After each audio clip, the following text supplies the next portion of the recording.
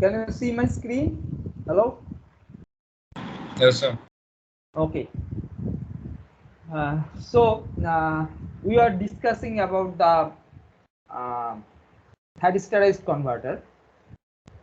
So this was thyristor converter. One more time I will repeat it, the essential points of it, so that if you have any question you can ask. So this is the basic converter topology, buck converter topology, you know. Okay, so basic buck converter topology on which we are adding the commutation circuit. There is a second thyristor and a capacitor in series with it, and we have a corresponding diode and a commutating inductor also connected to this circuit. So this is LC, this is CC, this is plus minus convention, this is the inductor ILC convention, ILC, okay, and this is TH main, and this is TH auxiliary. This is plus minus VG, this is L, this is basic current IL, and you know this is V naught, and this is R.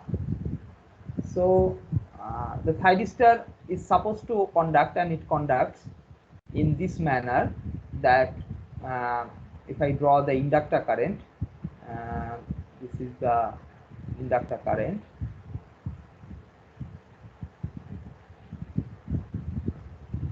Say this is the, I'm drawing after this, after some time I'm drawing here. Let us say this is the inductor current. This is the inductor current. Let me draw a little big way.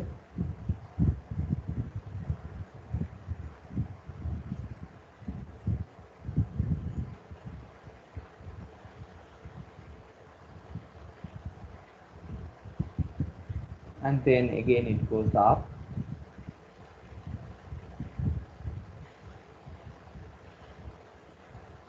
This is the basic period. So this is where the main thyristor THM is given a gate pulse. It is given a gate pulse here to turn it on, and when it turns on, when it turns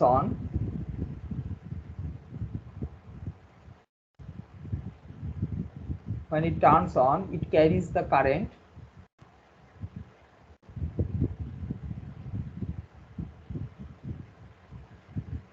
this will be turning on with this amount of current, but along with that it will carry a resonant current.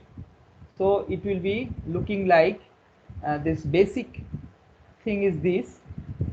It will have this type of slope on those two things. It is supposed to go like this, but along with that there will be superimposed current like this. Okay, so this superimposed current is there, right? So it will be a current like this. This is the current. This is the current that is flowing through this portion of this circuit. A circulating current, extra current is flowing. So this is the basic load current. It is carrying the diode will be immediately turned off. The diode will be immediately turned off if thyristor is turned on. Why diode will be immediately turned off? Is diode is reverse bias. The moment thyristor turns on, diode gets a negative voltage. This voltage, anode voltage, becomes plus and minus. So diode will immediately turn off. And why the thyristor will turn on? The thyristor will turn on because the thyristor is seeing a positive voltage prior to turn on. Prior to turn on, what is the voltage across the thyristor? Vg. This terminal is Vg, and this terminal is 0 because diode was on prior to turn on. That is 0. So it was seeing a it was blocking a Vg voltage. It was not on. It was not on because diode was conducting. But The moment I give a pulse, this is the pulse that initiates the turn on, and it will be turned on, and it will be turned on instantaneous. And the diode will turn off instantaneously. Diode has no reason to conduct because diode has got reverse recovery. Diode has got, I am assuming the diode to be ideal without reverse recovery. If there is a reverse recovery situation, then the diode will conduct for some time. Okay, I am ignoring that part of the characteristics. Okay, so let us understand in the essence. So diode will be turned off almost instantaneously, and the thyristor will be on. And the moment thyristor is on, it has to take the burden of inductor current. Along with that, it is forming a closed circuit because the capacitor, as I have shown in the last class, would be charged in this manner. Capacitor will be charged initially. That is the initial charge of the capacitor. And we have understood that earlier, last class analysis, that this is also charged to Vg. Right? So there will be current, and the current magnitude will be how much? So I can say, what is that? I am drawing ILC portion of the current here with this current. This is the ILC portion of the current. It's a part of a sine wave because its peak is, it's a part of a sine wave. You know, this is LC resonant circuit, C and L resonant circuit. This is the effective resonant circuit. This is formed by LC and CC. So that peak will be how much? Vg divided by root over of LC by CC. That is the current peak, and its waveform pattern is sine omega t. So this is nothing but pattern wise, this is into sine omega c t, and omega c is what? 1 by root over of LC CC. That you already know, this sort of things. The peak is this much, but the pattern is this much. This is what is current of ILC, which also goes through the capacitor. Right? It is forming a circuit using conducted thyristor. Conducting thyristor means its voltage has collapsed to 0. L, diode voltage is not there, and this is a LC circuit with capacitor charged initially to plus Vg. So that will be the thing. So after that, what happens? It would like to continue, but it cannot continue because diode will be blocking. This diode DC won't allow this current to reverse, right? So in the meantime, what has happened to capacitor voltage is, this is the voltage Vc, this was the current ITH. I was drawing this current as ITH, green color, ITH I was drawing, ITH main, this was the current I was drawing. Earlier it was 0 because it was in the off state. It has turned on at this state, and during this time what has happened, you already know that. Let me draw a line. During this time what has happened to Vc? Vc initially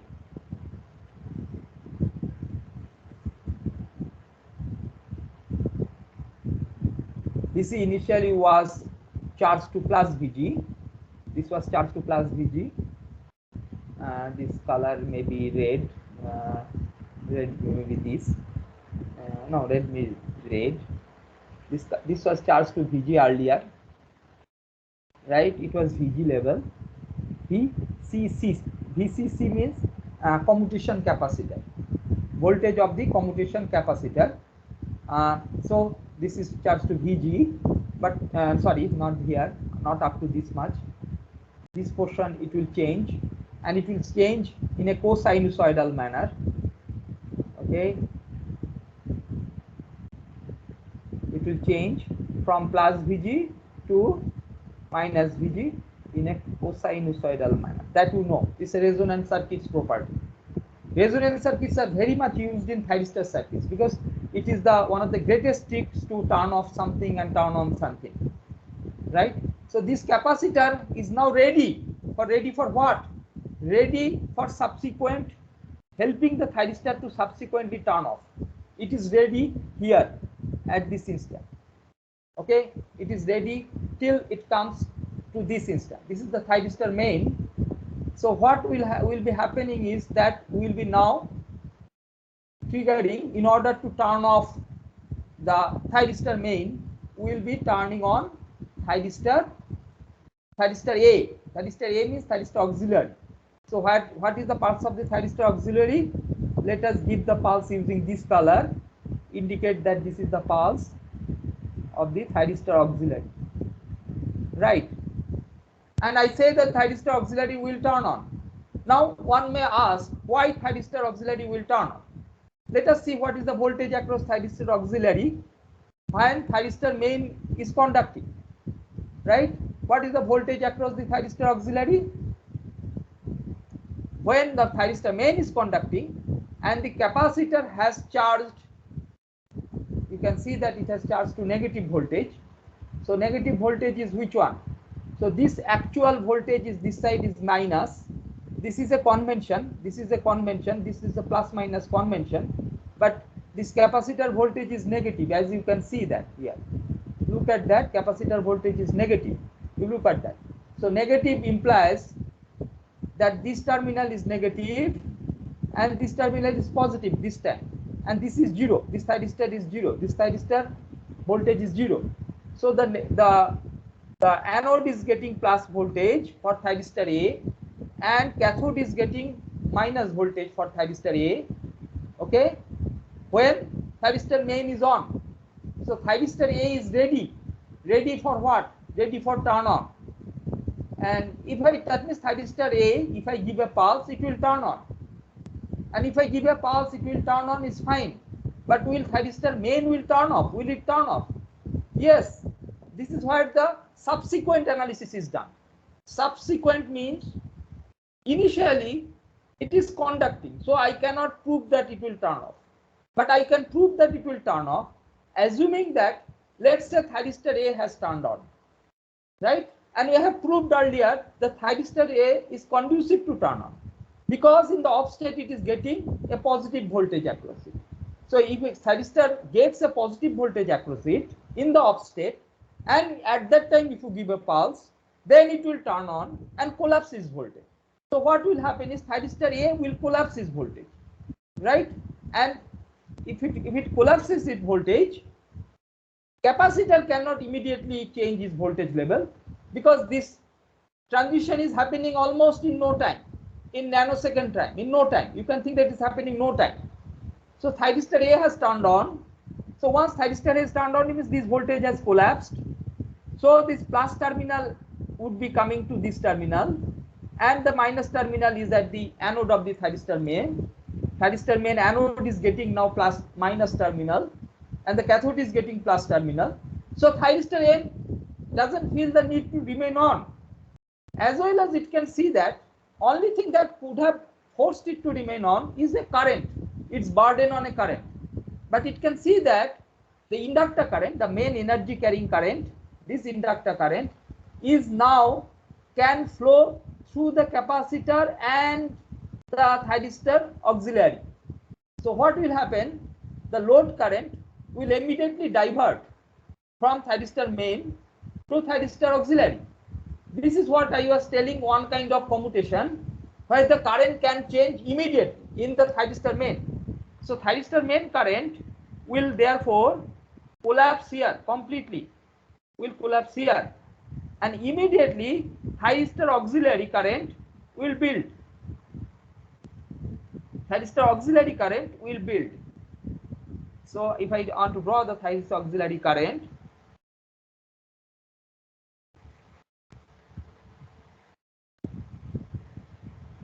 thyristor auxiliary current will build here. Immediately what level? To this level. So immediately it will build at this level. Let me go draw in another color. Let me draw it another color.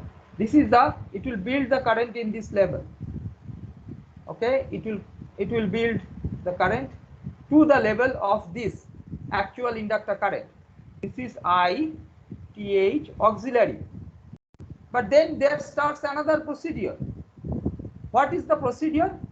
The equivalent circuit is now through this capacitor THA going to the load, and the load current, you can think that it is almost like a current source. The inductor current is like a current source. It is much heavy inductor, right? This capacitor is much smaller, much smaller. So almost like you can think that a constant current is flowing through the capacitor, whose initial charge is in the negative, right? With initial charge, you have seen that is in the negative. The red one is in the negative. This is the negative. So what will happen is, with this current, almost like a constant current, this current is almost constant, this duration is exaggerated, but with instantaneously, almost in no time, with constant current, almost constant current, the capacitor voltage will linearly go and reach again the level of Vg. It will go and get clamped to Vg. This current is nothing but, what should I say, Cc d Vcc dt is equal to IL according to this equation. Thinking that IL is almost constant, this is almost linear. This is not resonant. This is almost linear increase of the capacitor voltage, of the commutation capacitor voltage. So it is very small time. It is very small time. Maybe in I don't know, maybe in 200 nanosecond, 300 nanosecond, it will reach that kind of voltage, right? We'll design it that way, that it is 200 nanosecond. As I said, now the TS period is much bigger. TS is in some millisecond. TS may be in 2 millisecond, considering that it is 500 Hertz operation. Approximately 2 millisecond, it can be 2 or 1.5 millisecond if it is something like 750 Hertz. So around 500 to 1000 Hertz, beyond that we don't operate a thyristor, right? So the capacitor is now come back, and the beauty is that capacitor has come back to the initial level that was dictated earlier. These two things have matched. So it is ready for subsequent turn on. The capacitor has prepared itself for subsequent turn on. Everybody is ready for the subsequent turn on, because thyristor auxiliary has turned off. Thyristor main has turned off. Thyristor auxiliary will also turn off. Why thyristor auxiliary will turn off? Because at this point, if you look at this point, what is happening to the thyristor auxiliary? Thyristor auxiliary is now, the voltage across it has become 0. Voltage across this has become 0 has done what? And let us say if this charging continues, let us say this charging continues, his intention is what? His intention is to produce a negative voltage here, right? Because this voltage is Vg, and this voltage is it is rise and then fall. So this voltage is going to be is going towards negative voltage here, right? And this negative voltage will be, as you see that this voltage is negative, initially negative, no sorry, negative to positive it is going. So you see that direction, it is going to negative to positive. So this voltage has again come back to this polarity. From initially it was negative, but after charging it has again come back to the polarity of plus minus here, and its direction is what? It is continuing to go in that direction. So at certain point of time, this diode will be forward biased. This diode will be forward, because this potential is continuously reducing. This is becoming minus plus, right? So this diode has to conduct at certain point of time, because diode cannot take any this voltage, when forward bias voltage, because this terminal negative, this terminal positive means it is forward bias. So diode has become forward bias. The main diode D has become forward bias. So the moment then diode be forward bias, the load can easily shift to the diode. Load doesn't need the thyristor path. This is a more difficult path, because this path has a capacitor in it, which is the impedance path.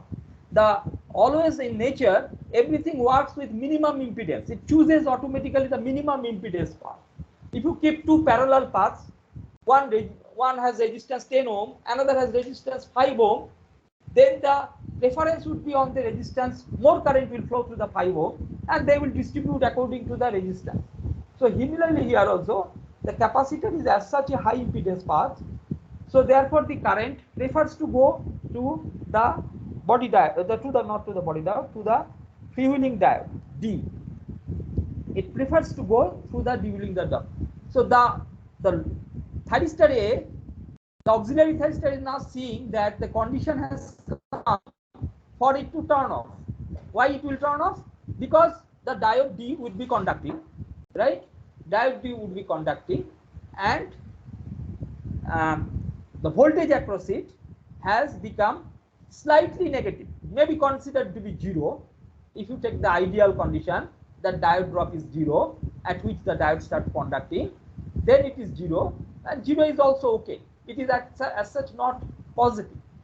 And if you take that slight diode drop, then it is slightly negative. You may argue that it is not very solidly in a off state, but for all practical purposes, in a thyristor data, it can withstand a very little amount of positive voltage also just after turn off. So just after turn off, it can withstand lot of positive voltage in the off state, but just after turn off, it is supposed to be given a little bit of negative voltage, and that little bit of negative voltage will be provided by this freewheeling diode drop. Little bit of negative voltage will be given by the freewheeling diode drop, right? So at this stage, THA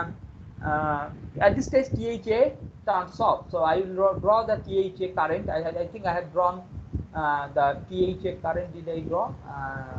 THA current. Oh, okay. THA current is this one I had drawn. It had drawn. This is the TH current. It had jumped it and now jumped back. It will jump back to 0. This is what is THA current. It conducts only for a very small time. It doesn't have very high current rating. Its peak current may be high, but its average current is pretty low. It is only used for commutation. So THA current will fall back to 0, and now capacitor is again gone into the state where it can do the subsequent turn on. So this is the way it will. And I let me draw the diode current. So diode current is we may say the diode current is here. Diode current has jumped back from, let me say, use this color, it will jump back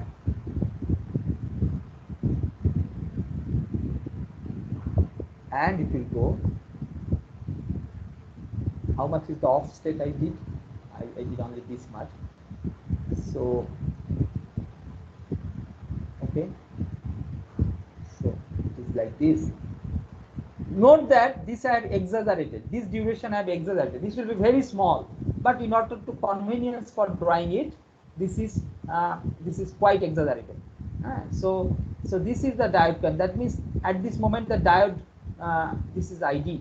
This is ID. ID is this direction. This is ID.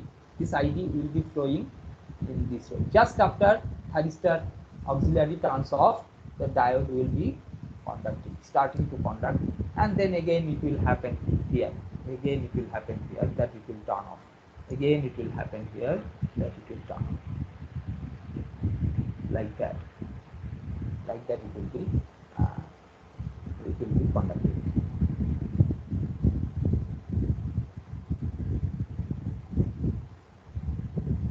Yes. Like that it will be.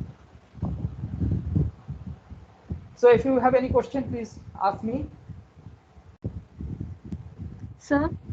So the capacitor reaches Vg before the before the cycle ends itself, right? Yeah. Okay. Correct. Capacitor reaches voltage here. Before the off state is ending, it will reach, and it will reach very small. I have exaggerated this portion. This portion is not so large. You won't almost see it. You will only see the inductor current duration dominating, turn on and turn off duration dominating. These durations are just for sketch. We have made it larger, and this is the point when the capacitor again charges back to Vg and is ready for this. So at the very beginning, when everything is zero, capacitor is not charged, what you do is you turn on thyristor A to initially charge the capacitor. Before you start to build up the current in the inductor, at the very beginning, you need thyristor to turn off. So before you turn off, you first build a turn on a thyristor A and create a positive charge. You charge it through this, the thyristor A charges and through this, and because of that it will build a voltage, positive voltage first time, and then subsequently it will work like that.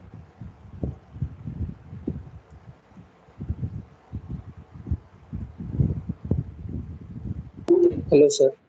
Hello. Sir, Hello? can you again explain that why that diode is reverse or forward bias? Why, how it is getting forward bias? This diode. You mean this diode?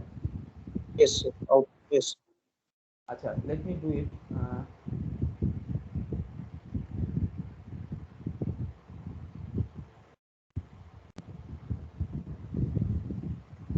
So you see what is the equivalent circuit when this state is there. The equivalent circuit is supply voltage.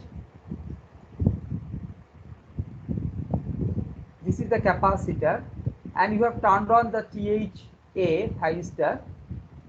THA, this is the capacitor, this is the thyristor, and this thyristor, and then it is going to get connected to the load, and the diode is floating around here. This is diode here, right? So tell me, if this current, you call it some constant current IL, and let the other part of the circuit is not actually important here. So tell me how long this can continue.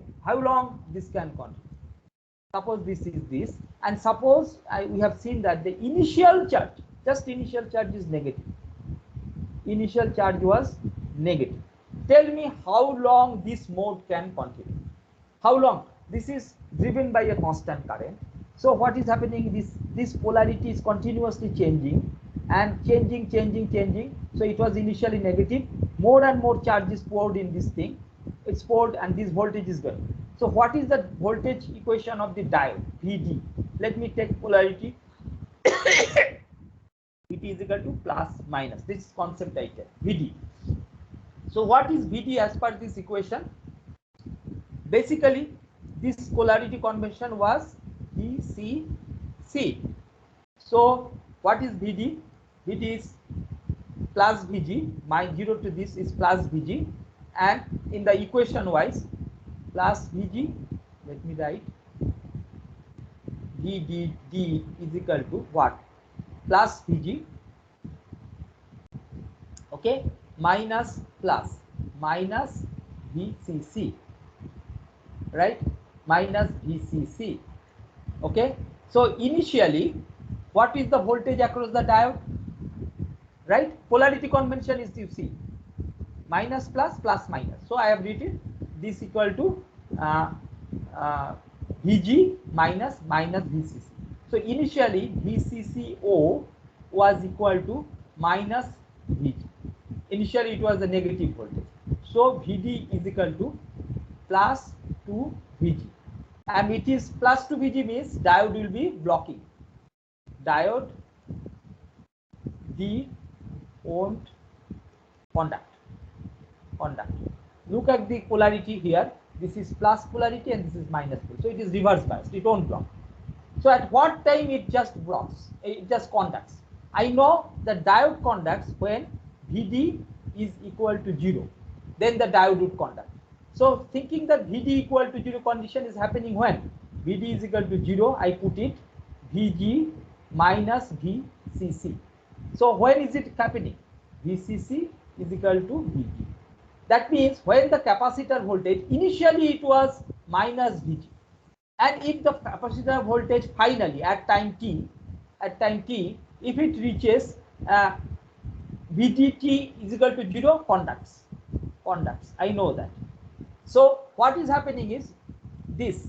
So VCCT is equal to Vg condition when it happens, then the diode is forward biased and the diode will be conducting. Have I explained that to you? Or if it is not clear, please tell me. When this capacitor voltage goes from negative to positive, it was negative here, negative to positive, it is negative VGG, it was negative VG. When it goes to plus VG, then it will be conducting. Hello? Who asked me, please? I am sir. What is your name? Manoj. Manoj, okay. Manoj, so did I explain you? It is just Yes sir, got it. it is just Kirchhoff's law. I am not doing anything. Thyristor A is conducting, means it is short. What is the voltage across the diode, and when does it conduct?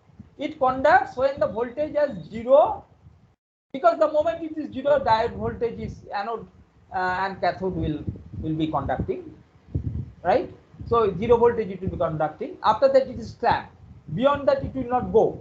The moment it is clamped, you see the capacitor voltage is also clamped. The capacitor voltage also cannot change. Capacitor voltage also gets clamped to that level. It cannot go beyond that, right? And then thyristor A turns off, because diode is taking all the current. All the current is now can afford to flow through the diode.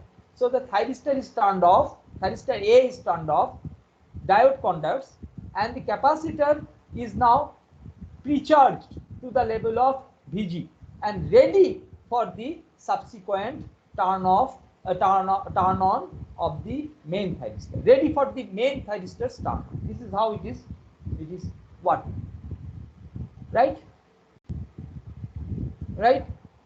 So in this kind of thing, only thing we have to be careful about, that our duty ratio is not so low that it is interfering with this.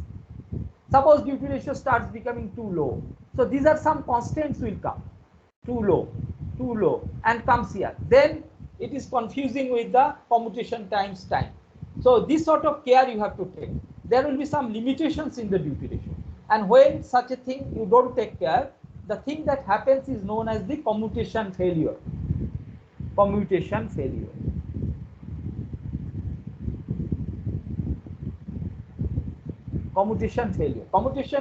would happen when your charging and discharging cycle, that periodic cycle that I referred to, is violated. When that is violated, you will be landing up into problem of commutation failure.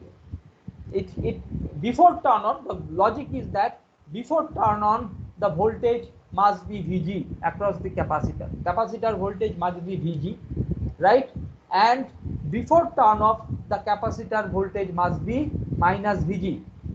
If these two things are violated, is not done, then you will have problem. You will have problem in the commutation. Commutation means the thyristor once on, it won't turn off. That is commutation. Commutation failure means thyristor remains on. Thyristor remains. Suppose you have not given enough time for it to come to negative voltage. If you have not given enough time to come it to the negative voltage, you have somehow stopped here. Then with this positive voltage, it cannot turn off. It requires negative voltage across it to turn off. So this sort of things you have to consider. You have to consider that the turn off here, it happened because it got negative voltage across it. That was why it turned off, right? When you turned on the thyristor A, thyristor auxiliary, it turned off because the capacitor voltage was negative. If the capacitor voltage were 0 or not negative, sometimes it happens due to wrong pulsing, it may come down to 0 and stay there. Then it may have a problem of turning off the thyristor, right? So so these things you have to see the timing wise, whether you are fulfilling the requirements of the commutation circuit. Commutation circuit would require this time at least. How much time is that? This time you can find out. This is equivalent to a angle pi, because it's a half cycle. So omega into omega c into that time Tc, I will say Tc is equal to pi angle. So Tc is equal to pi divided by omega c. Omega c is how much? 1 by root over LC Cc. So this way you can find out that this much minimum time is required for this uh, uh, resonant change of voltage of the commutation capacitor. So commutation capacitor must require a negative voltage before turn off and a positive voltage before turn on. So this cycle is coming in, and this would be the more critical time is this one. This will, with a constant current, it will go and it will go quickly. That may not be so much of a problem, but the real problem will come if you don't give adequate time to this. If you try to reduce the duty ratio too much, if some application requires too much reduction of duty ratio, then you may have a issue with it, because it has not got adequate time to change its state from positive to negative, right?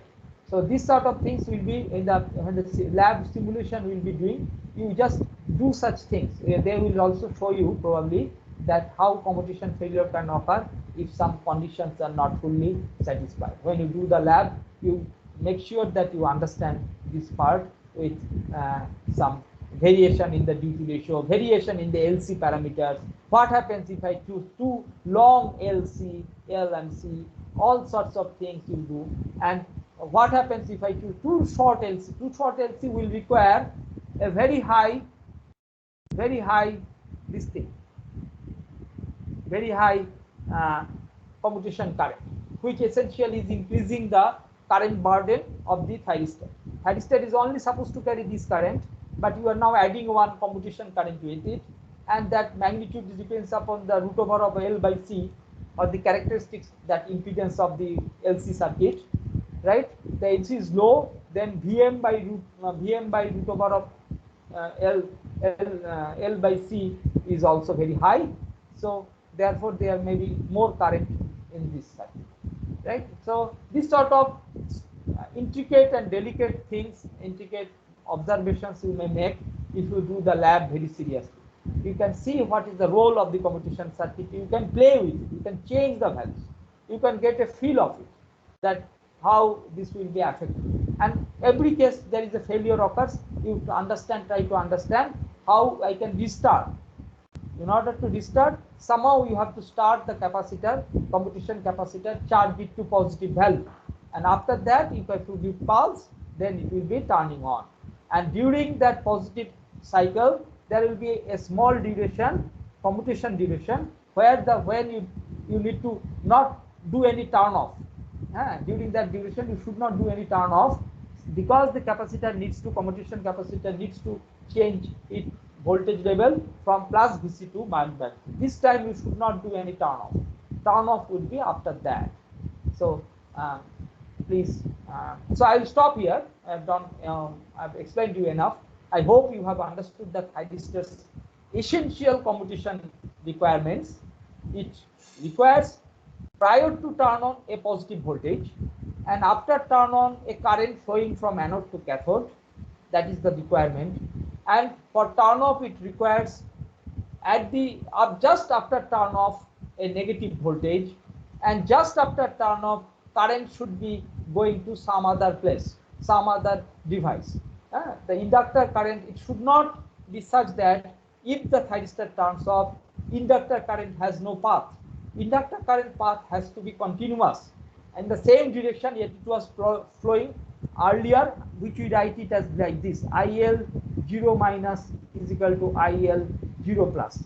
This inductor current has to be continuous, and with this condition fulfilled, it will both do turn on and turn off satisfactorily, right?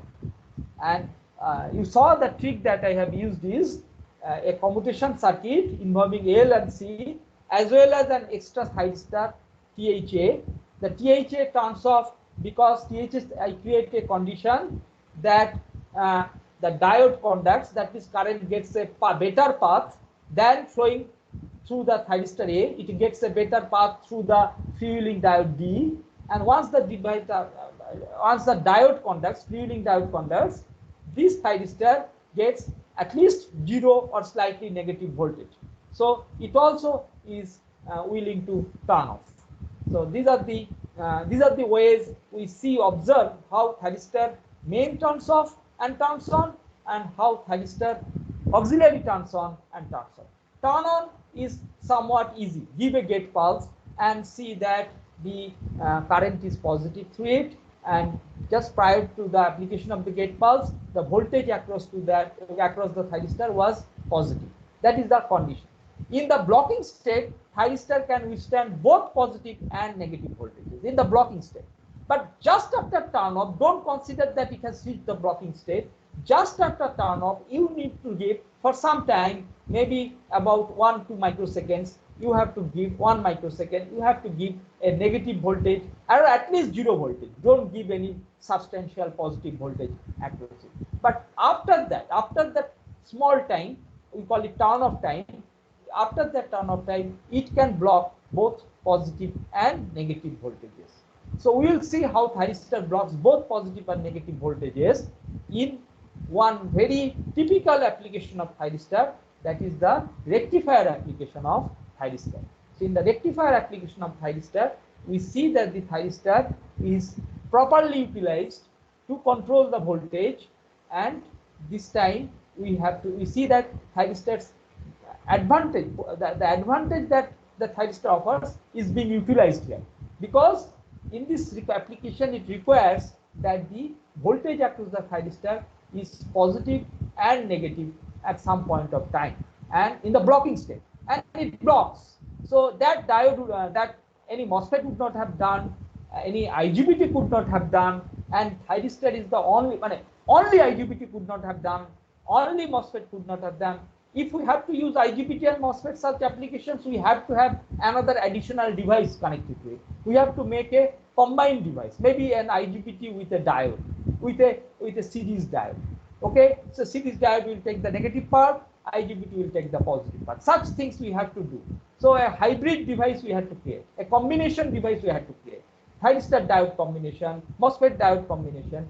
But here thyristor alone can do the good job of blocking both positive and negative voltage, which comes in the application of, you remember it, AC to DC conversion or rectification.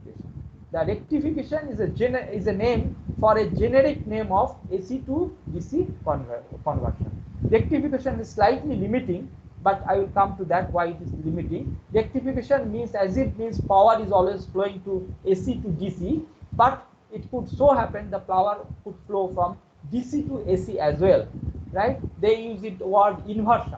So rectification and inversion combined together, we call it AC to DC conversion. So we are talking about, yeah. So what are the advantages of using thyristors in the buck converter circuit instead of MOSFETs? The advantage is that if you have to have a very high voltage buck converter constructed, suppose you want to do a 2 kilovolt buck converter, the VG is equal to 2 kilovolt. You don't have a device, you don't have any MOSFET available which will work in that situation. If you have a high power converter like which will carry about, let us say, 1000 ampere.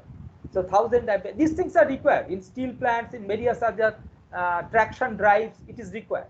It is not that I'm just giving some numbers. It is required in very in industry, in some high power applications, in traction applications, in some electrical, like tram or such things. Tram, you know, electric tram.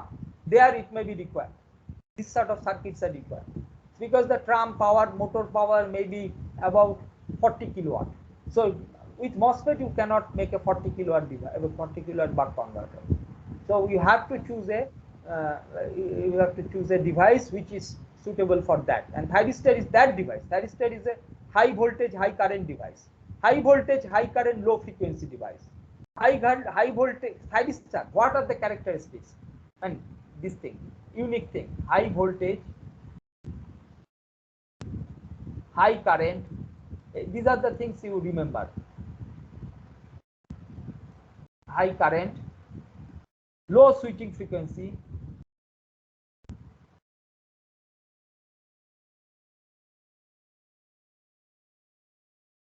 only turn on control, instant control, turn on instant control, that means alpha,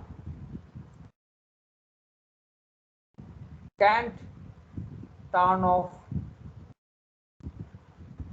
can't be turned off from gate, blocks both positive and negative voltages. These are the unique features of thyristor. They are available in very high voltage rating, up to even up to 40 kV. They are available in very high current, even up to 10 kiloampere.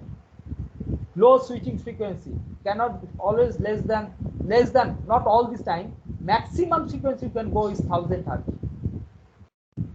Okay. Only turn on instant control. There is no turn off instant. Can be turned off by from gate. That is correct. Blocks both positive and negative voltages. This is a unique feature of this thyristor. So these are the three ways the thyristor is separate. It's a different entity compared to a MOSFET. Okay, is that okay? Have I answered you? Hello. Yes, sir. Okay. So let me continue. So the rectification application means AC to DC conversion. Or first, let me not try use. Let me use the generic name. Generic name is AC to DC conversion. AC to DC conversion. Here also we need a control. That means I given some AC, I need to control the DC voltage. I need to control the DC voltage. It is not unregulated conversion, the diode rectified type of conversion. Thyristor is semi-controlled device, so using alpha, we should be able to control the voltage that we require at the DC side. DC side is the load side. AC side is the source side. That is the thing. So let me draw first single phase thing, and you will understand. I am drawing.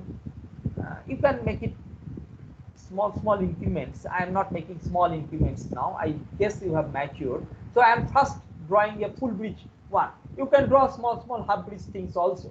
But let me draw a full bridge one, because that is what people will be using. Just one way they don't draw. So this is the full bridge.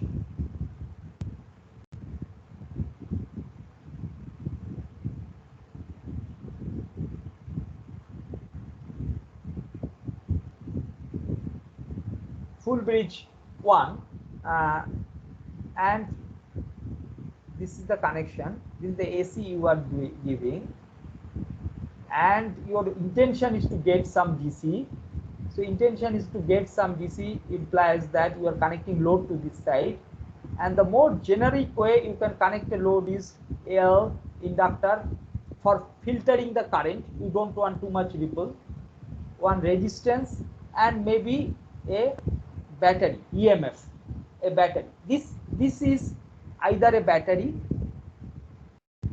a DC source. Basically, you are connecting a DC source. This is the complete picture of the load. Normally, here no capacitor is in series. Because capacitor, if it is in series, suppose the capacitor. Why I don't consider capacitor in series? Can anybody tell? There is no meaning in putting a capacitor in series. Can anybody tell why I say there cannot be any capacitor in series?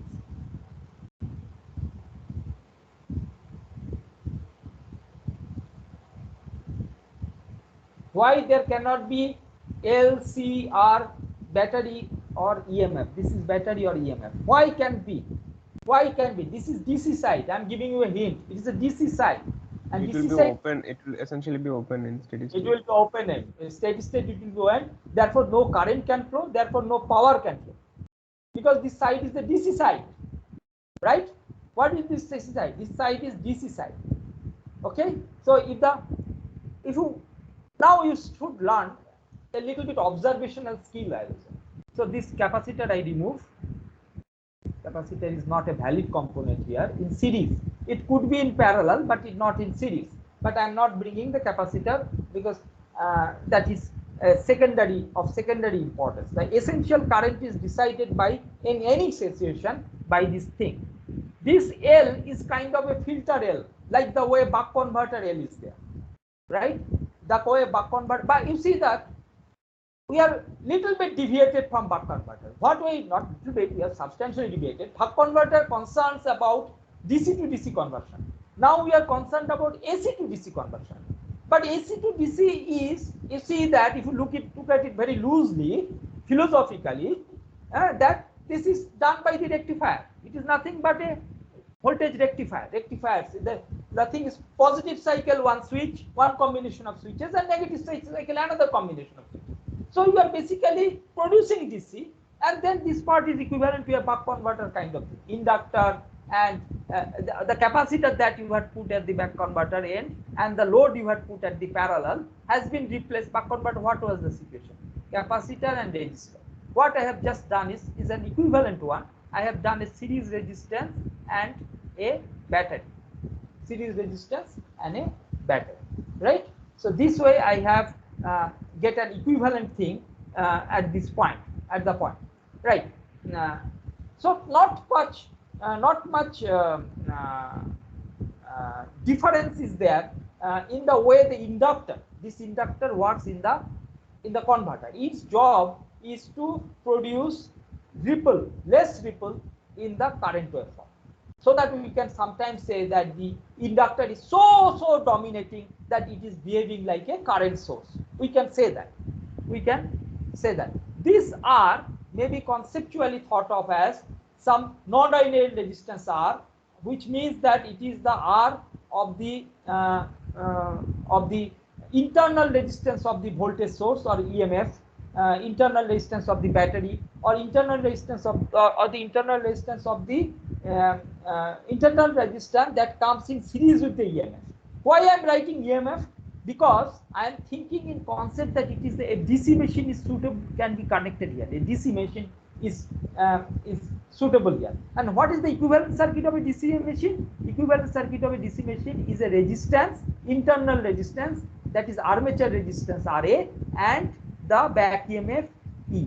That is the internal equivalent circuit of a DC machine. And how the E is produced, if you remember, it will be some constant K, some coefficient, proportionality constant K, flux that is produced by a coil, the field coil produces flux in the machine, and flux and the speed K phi n. N is the speed of rotation. N is not number of turns. N is the speed of rotation. So this is the physics behind it, and the model of the DC machine. A back EMF is produced by K phi into N. Phi is the flux, field current producing the flux that is produced by the field current, and N is the speed of the machine, right? So that is the thing. EMF. RA is the armature resistance, because there is you remember that in DC machine there are two coils. One is the field coil and another is the armature coil. The armature coil is having a resistance. The resistance of the armature coil is RA, and that is what is shown here. So this R can in general represent this kind of DC machine, or it can represent a battery, a voltage source in series with an internal resistance. And role of L is that it is supposed to filter the current that is flowing in the DC side. This current, whatever it is, though the supply voltage is Vs is a sinusoid, this side current, you first understand, appreciate this thing, it is a DC current. This current has a significant DC value, after which there will be ripple. I agree that there will be ripple, and based on the ripple, it can go into continuous conduction or it can go into discontinuous conduction, as we have seen in a buck converter. So this magnitude of the L is deciding whether the current is ever coming to zero at this side or not coming to zero at this side. If it is coming to zero at this side, in the DC side, at this side means DC side, if it is coming to zero, we call it discontinuous conduction. And if it is not coming to zero, we call it continuous conduction. You can also see that if I want to do average way look at the circuit, I can say, average way I am looking at the circuit, I can say that DC value of V capital L. V capital L implies that DC value of the inductor, voltage across the inductor over a period. Okay, over a period. This period is the period of the sine wave, over a period of the supply voltage, right? So this voltage is on an average equal to 0. So we can write one equation immediately, that I capital D into R plus, you see, I capital D means average current, I small d means instantaneous current, into R plus Vc, capacitor voltage, must be equal to the average voltage that is produced by this side. So I call it VR rect, I call it V rect, is equal to V rectifier. So all this is an average equation. This is an AVRAG equation. All of them are function of time. Maybe not VC function of time, but actually the small way if I write V rect is a function of time. Also ID is a function of time. But the average equation is this is true, where the inductor is not playing any role, because inductors, by this time we have understood, in a DC side if there is an inductor, is DC drop, voltage drop over a period where it is repetitive. Again we are doing steady state analysis, therefore everything is repetitive. Over a repetitive thing, it will be equal to 0. So this equation is our core equation from the average analysis point of view, and this is true irrespective of whether the circuit is in DCM or CCM. It is true for DCM or CCM. Otherwise the circuit inductor current can have a profile of DCM or CCM. For example, DCM, I am just drawing the inductor current to just give you a feel. In the DCM mode, it is like this.